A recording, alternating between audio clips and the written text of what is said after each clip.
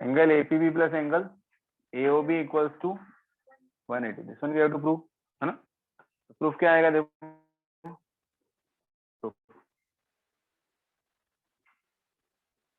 Tangent is perpendicular to the radius at point of contact। ठीक है, region clear? इससे क्या आया, OA perpendicular to PA and OB perpendicular to PB। ठीक है, दोनों चीजें हो गई। अब क्या आएगा, इन क्वाड्रिलेटरल AOBP क्या बनेगा, angle A plus angle B plus angle AOB plus APB equals to 360 degree. ASP of quadrilateral, जिससे क्या आया, AOB plus APB equals to 180। 360 minus 90 minus 90 that is equals to 180 degree. Clear?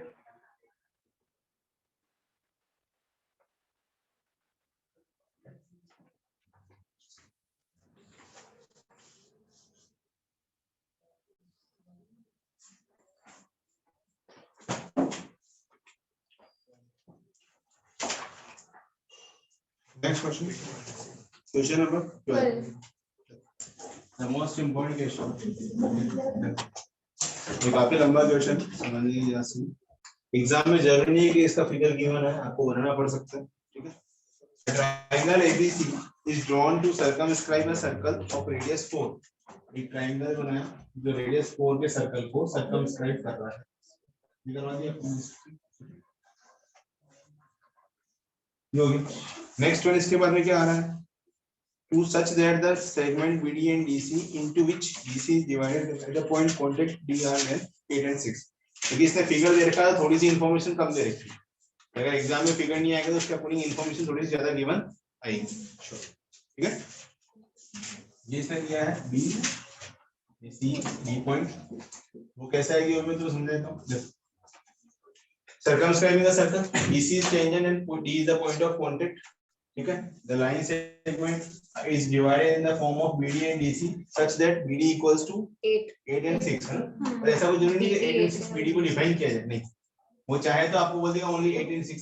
आपकी इच्छा पे आप 8 इधर लो चाहे 6 इधर लो, कोई फर्क नहीं पड़ने वाला। दोनों केसेस में आंसर सेम आएंगे, दोनों ही केसेस में आंसर सेम आएंगे, इससे कोई फर्क नहीं पड़ेगा। आप 8 को इधर ले लो चाहे 6 को इधर, उससे कोई दिक्कत नहीं। ये इसने ऐड कर दिया बिना कुछ बताए, तो लेंथ ऑफ टेंजेंट पूछेगा दोनों, तो अपने आंसर दिखा देंगे। ठीक है, अगर वो पर्टिकुलर वैल्यू देके पूछ रहा है, फिर AB और AC की जो वैल्यू है वो स्पेसिफिक है, तो उसने कुछ डिफाइन नहीं किया है, आपने अपने अकॉर्डिंग ले लिया, उसने कुछ बोला ही नहीं ऐसा कि आप उसको इस तरह से ले रहे हैं, तो आपका आंसर क्या करेगा, AB और AC का अलग अलग वेरी करेगा। मान लो AB का 15 आ रहा तो AC का 13 आ रहा है उस केस में, अगर आप उल्टा ले रहे हो तो AB 13 आ गया AC 15 आ जाएगा, उस पर कितना सा पड़ेगा। हाँ क्लियर, ठीक है, यहाँ पे C और B भी एक्सचेंज, मतलब AC और AB की वैल्यू क्लियर पड़ेगा ना। मैंने ये बोला कि जो लेंथ का टेंजेंट का इफेक्ट है वो आएगा। फॉर एग्जांपल यहाँ से अगर अपन समझना चाहे तो देखो, ये दोनों इक्वल है, क्यों इक्वल है, length of tangent from external point are equal. ये 6 पे ये कितना आएगा, 6 पे ये कितना आया, इनकी डिफरेंस आया कि नहीं आया अपने आप, ये दोनों तो सेम ही थे। अगर ये 6 से करते ये भी 6, तो इसकी वैल्यू आएगी उसके पॉइंट, इसकी वैल्यू फाइनल फॉर्मूला लगाएंगे। ठीक है, ट्रायंगल इक्विलेटरल फॉर्मूला नहीं, ट्रायंगल इक्विलेटरल फॉर्मूला लगा लेना। Clear, next. अब यहाँ पे क्या कंडीशन दे रहा है, वापस समझाता हूँ। Triangle ABC is drawn to circumscribe a circle such that the segment BD and DC into which BC is divided by the point of contact DR of length 6, 8 and 6। अब देखो इसने आपको दे दी है गिवन इंफॉर्मेशन, इसने नाम कैसे लिया, BD and DC, और नाम पहले किसका लिया, वैल्यू सी 8 and 6। तो BD की वैल्यू कितनी बोली है इसने 8, और DC कितनी दी है 6, तो आपको दे दिया इसने 8 और 6। क्लियर, अब कोऑर्डिनेट आपको आंसर निकालना है। अब आप B पॉइंट इधर ले रहे हो, C उधर ले रहे हो, तो उसके अकॉर्डिंग मिल जाएगा। BD को आपको 8 ही लेना है, CD को 6 ही लेना। अगला क्या कह रहा है, find the side AB and AC respectively. आपका आंसर एग्जैक्ट आएगा, कोई दिक्कत नहीं, इसने स्पेसिफाई कर दिया है कि BD आपको 8 लेनी है और CD आपको 6 लेनी है। क्लियर? श्योर? अब देखते हैं। तो given triangle ABC circle circle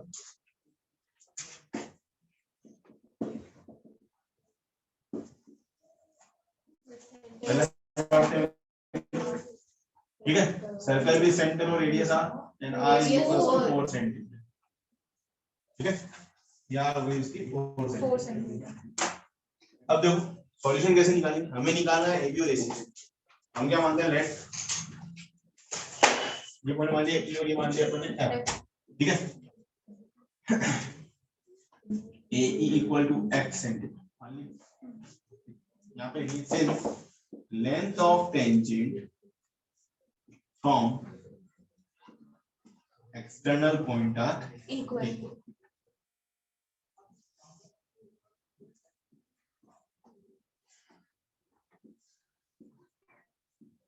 Implies क्या है, अगर length of tangent external point से इक्वल है तो उसका मतलब है ना आपके पास CE equals to CD equals to 6 centimetre, BD equals to BF equals to 8 centimeter and AE equals to AF equals to X centimeter।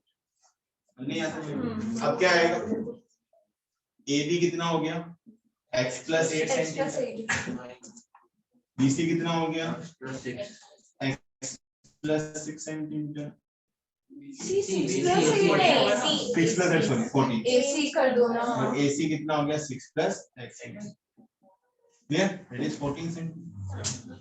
Now अब मुझे निकालना है इसका रेडियस, पता है रेडियस निकालने के AB और AC की वैल्यू, इसमें है अननोन। तो इस प्रोसीजर के लिए हम क्या करते हैं कि भाई ट्रायंगल है, तो ट्रायंगल का जो एरिया है वो 2 बार निकालना, एक बार तो with the help of Heron's formula, दूसरी बार अपने को अकॉर्डिंग टू कंडीशन जैसे दिख रहा है। हीरोन्स फॉर्मूला क्यों लगा पाएंगे, क्योंकि तीनों साइड ये पता है भले x की वैल्यू है, कोई दिक्कत नहीं। और दूसरा फॉर्मूला हम कैसे लगा सकते हैं वो समझते हैं। देखो हम लोगों ने एक थ्योरम तो पहले भी पढ़ी हुई है, ठीक है, 6th चैप्टर के अकॉर्डिंग थी कि half into perimeter of triangle into radius. इसका एरिया होता है area of triangle circumscribing a circle. ठीक है, अगर उसको यूज करो तब भी कोई दिक्कत नहीं है वैसे तो, बट अगर फिर बेटर ऑप्शन ये है कि सभी टीचर्स को पता ना हो तो प्रॉब्लम क्रिएट करने से बढ़िया है अपने 2 स्टेप पढ़ी, ज्यादा नहीं बढ़ती। ठीक है, तो अपन उसको लगा सकते, मैं भी समझा। ठीक है, पहले अपन area of triangle Heron formula से समझते हैं। तो एरिया ऑफ ट्रायंगल एबीसी देखो, S इक्वल्स टू क्या है, सेमी पेरीमीटर, कितना आएगा x plus 6 plus x plus 8 plus 14 upon 2, 2x plus 28 upon 2 कितना आ गया x plus 14 सेंटीमीटर। ये s की वैल्यू आ गई। नाउ एरिया ऑफ ट्रायंगल निकालना है अपने, एरिया ऑफ ट्रायंगल एबीसी कितना आया, under root s minus a s minus b s minus c। Value put करते हैं, s की वैल्यू कितनी है हमारे पास x plus 14 s minus a x plus 14 minus x plus 6 तो minus x minus 6 x plus 14 minus 14 x plus 14 minus x minus x गया 14 minus 6 गया तो 8, 14 से 14 क्या बचा x से x गया 14 minus 8 कितना हो गया 6। ये आ गया एरिया ऑफ ट्रायंगल। यहाँ तक कोई डाउट किसी को? क्लियर है। अब इसके आगे देखते हैं अपन थोड़ा सा पार्ट कि एरिया ऑफ ट्रायंगल दूसरे तरीके से निकाल सकते हैं। फर्स्ट इक्वेशन तो मैं क्या करता हूँ, OC को ज्वाइन OB को ज्वाइन और OA को ज्वाइन, रेडियस का मतलब भी equally, tangent is perpendicular to radius हमारे पास है, लिख सकते हैं हम tangent is perpendicular to radius. ठीक है, ये स्टेटमेंट हो गया। अब इससे क्या आएगा, एट पॉइंट ऑफ कॉन्टैक्ट पूरा लिखना होगा। ठीक है, now area of triangle ABC को निकालने का दूसरा तरीका क्या होगा, area of BOC plus AOB plus AO, इसमें क्या हुआ बेस और ये हाइट, तो half into base into height हर जगह बना, तो वही फॉर्मेट है कि हाफ और हाइट को कॉमन ले लो क्योंकि हाइट सब जगह क्या है same, AB plus BC plus CA क्या बना पेरीमीटर, ऑप्शन होगा वही बना, पर कुछ नहीं पढ़ पर 2 स्टेप ही पढ़ रही है, लिख देते हैं अपने क्या भी कर रहा, area of AOB plus area of BOC plus area of CO या EO। हाफ इंटू बेस क्या है AB इंटू हाइट क्या है R plus half into BC into R plus half into AC into half into R सबका common AB plus BC plus C है ये मिल रहा। ठीक है आगे सॉल्व करेंगे सो कितना आएगा चलो देखो करना start area of triangle ABC है कि अपने पास half into I into AB plus BC plus C यहां से क्या है area of triangle ABC equals to half into R की value 4 into AB plus BC plus C कितना आ रहा है हमारे पास वो है 14 plus x plus 6 plus x plus 8 या एरिया ऑफ ABC की वैल्यू कितनी है under root x plus 14 into h into 48 और ये हो गया 2 इनटू 2x प्लस 28 ठीक है यहाँ पे वैल्यू कहां से लिखी है फ्रॉम फर्स्ट इक्वेशन क्लियर दोनों को इक्वल करा दे अननोन x तो निकल जाएगा क्या करते हैं स्क्वायरिंग बोथ साइड करते तो क्या आएगा स्क्वायरिंग बोथ साइड तो कितना आ गया x plus 14 into h into 48 equals to 2 into ये 2 कॉमन निकाल लो यहां से बचा कितना x प्लस 14 इस पूरे का स्क्वायर कर दिया अब देखा जाए तो लॉजिक क्या कहता है कि 4 का स्क्वायर तो 16 हो जाएगा ठीक है समझता है क्या वो समझाता हूं तुम्हारे यहाँ से 16 इंटू एक्स प्लस 14 का होल स्क्वायर 16 3 या 48 भी हो गया अब क्या है बेटा x प्लस 14 से x प्लस 14 को काट तो सकते बट काटेंगे उसका रीजन है कि हमें निकालना है क्या है x ये एक तरीके से क्वाड्रेटिक इक्वेशन होगी हम चाहकर भी नहीं काट सकते हमें पता है कि अगर मैं x प्लस 14 को सॉल्व भी करूंगा x प्लस 14 ले भी जाऊंगा x इक्वल टू कितना आएगा -14 आएगा जो कि पॉसिबल वैल्यू नहीं है बट फिर भी मुझे उसको ही लेना पड़ेगा एक बार तो क्यों क्योंकि अगर मैं ऐसा नहीं करता हूं तो मेरा एक आंसर अननेसेसरी एलिमिनेट होता है कि मैं निकालना यहाँ पे क्या चाहता हूँ x तो वो हट रहा है तो मैं x को हटा नहीं सकता मुझे ये करना पड़ेगा ट्रांसफर करके कॉमन लेना ही पड़ेगा क्या करूंगा मैं इसको कॉमन लेने के लिए इसको लिखा 3x और ये x प्लस 14 निकाला कॉमन बचा कितना इसको इधर लाया तो माइनस में आ गया minus x plus 14 equals to 0 ठीक है नीचे क्या बनेगा इसके बाद में 3x कॉमन किया 3x थोड़ी कॉमन लिया x प्लस 14 कॉमन लिया इस पूरे को जैसे जाएंगे तो माइनस का हो जाएगा x प्लस 14 कॉमन ऐसे बचा 3x यहां से बचेगा x प्लस 14 एक तो आ गया x प्लस 14 इक्वल टू 0 और दूसरा क्या आ गया 3x equals to x plus 14 आ गया इसको इधर भेज दिया 2x कितना आ गया 14 तो x कितना आ गया यहाँ से तो 7 ठीक है यहाँ से x कितना आया -14 जो कि पॉसिबल नहीं है कैंसिल आउट ये स्टेप बहुत सारे लिखते हैं हमें वो लिखनी चाहे नंबर कटो चाहे मत कटो किसी के अपने को अपनी सेफ्टी रखनी ठीक है क्यों सोल्व करके दिखाना है यहाँ से कॉमन लिया हमने काटा नहीं x इक्वल टू 7 सेंटीमीटर आ गया नाउ a भी कितना आ गया x plus 8 that is equals to 7 plus 8 कितना हो गया 15 सेंटीमीटर AC कितना आ गया अपने पास x plus 6 7 plus 6 equals to 13 ये आपका इसका इक्वेशन कोई डाउट हो तो बोलो इस पूरे इक्वेशन में लंबा इक्वेशन समझने के लिए अच्छा है और 4 नंबर इक्वेशन केस स्टडी में भी बन सकता है बड़ी बात Question number 13. Prove that the opposite side of a quadrilateral circumscribing a circle subtend supplementary angle at the center of circle. एक सर्कल के चारों ओर क्वाड्रिलेटरल साइड से मतलब क्वाड्रिलेटरल सर्कल को सर्कमस्क्राइब किया है.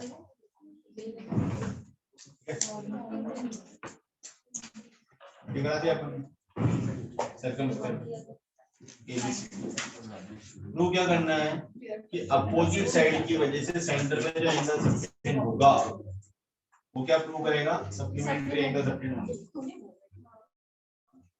अब ये सेंटर से क्या है कि डायमीटर नहीं बना मतलब कुछ ये स्ट्रेट लाइन नहीं है बीडी एक स्ट्रेट लाइन नहीं ठीक नहीं है इसी स्ट्रेट लाइन. तो हमारा क्या प्रूव करना है एंगल एओबी और सीओडी का सम 180 इसे बीओसी और ईओडी का सम ये प्रूव कर.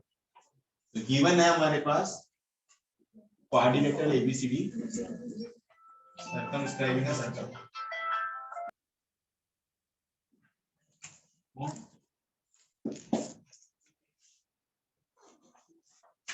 ना तो क्वाड्रेंट एबीसीडी सर्कमस्क्राइब कर रहा है सर्कल को।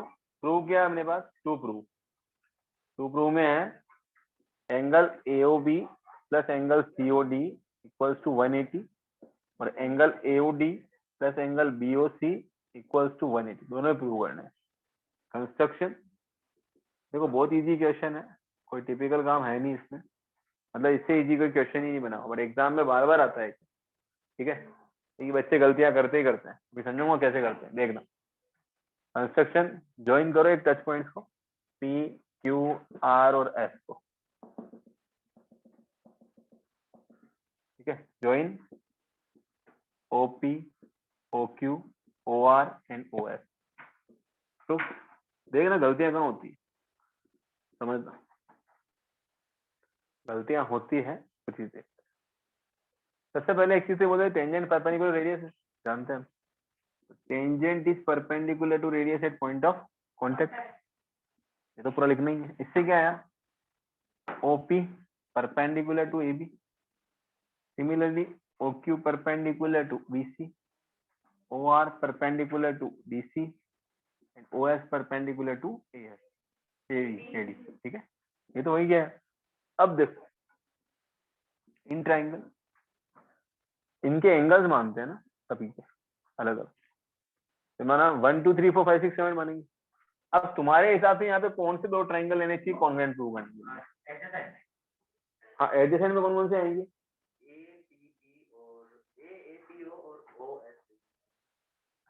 और कोई कौन कौन से ट्राइंगल लेने चाहिए कॉन्ग्रुएंसी प्रूव करने के लिए? यहाँ पे कॉन्ग्रुएंसी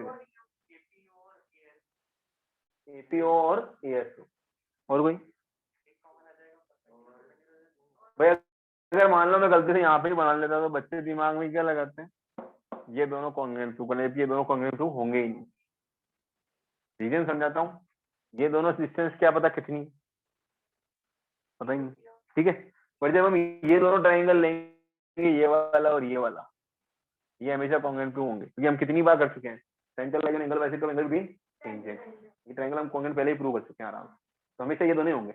बच्चे स्टार्टिंग में गलती क्या करते हैं 1 यहाँ से मानते हैं 1 2 3 4 5 6 7 8 मान तो लिया, अब वो चालू करते हैं 1 और 8 को प्रूव करना साथ साथ, जो होता ही नहीं 1 और 2 को प्रूव करना होता ही नहीं, गलत हो गया उनका शुरू से एंड तक का। क्लियर, आई बात समझ? दिमाग क्या लगाना है, हमें पता है भाई यहाँ से चालू होना है 1 2 3 4 5 6 7 8, ये एंगल के नंबर मेंशन कर दिए। अब ट्राइंगल ये दोनों लेंगे 1 और 2 इक्वल, सिमिलरली 3 4 5 6 7 8 इक्वल हो जाएंगे अपने पास, आंसर एक सेकंड में निकलेगा देखना। तो इन ट्राइंगल कौन कौन सा लिया एपीओ एंड ट्राइंगल एएसओ। ठीक है, एपीओ और equals to AS, length of tangent from external point are equal, पूरा लिखना। ठीक है, अगला OS equals to OP, radius of same circle.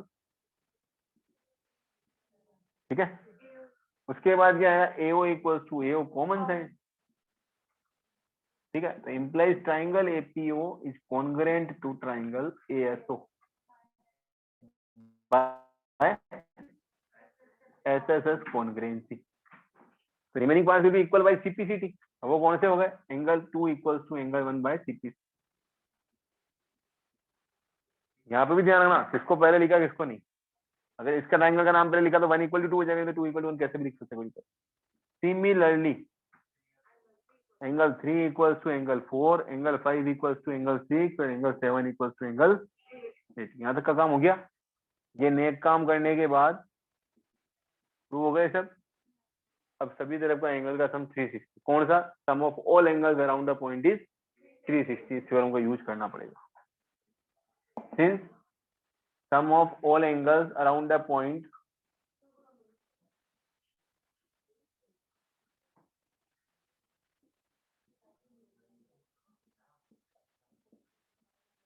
sum of all angles around the point is 360,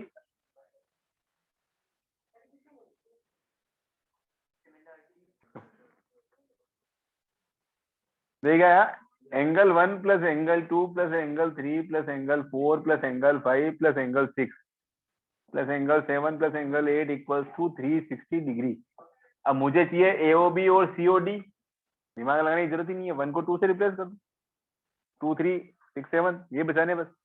तो angle 2 plus angle 2 plus angle 3 plus angle 3 plus angle 6 plus angle 6 plus angle 7 plus angle 7 equals to 360 degree.